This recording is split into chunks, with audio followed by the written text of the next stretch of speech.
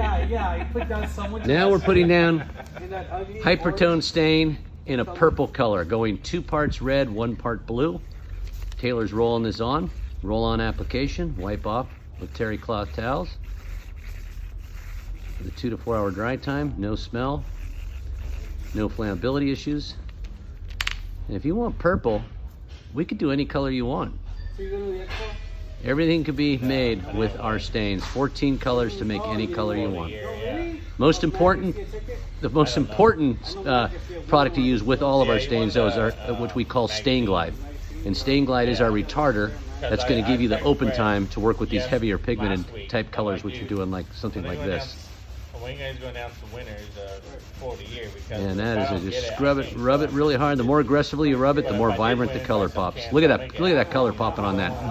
That's beautiful. He's like, I don't know. He's like, Man, you make the Minnesota fans proud out there, man. They won't announce it till Expo, but they'll get a hold of it. That is gorgeous. I didn't get a phone call, so I take it means I didn't get it. Beautiful.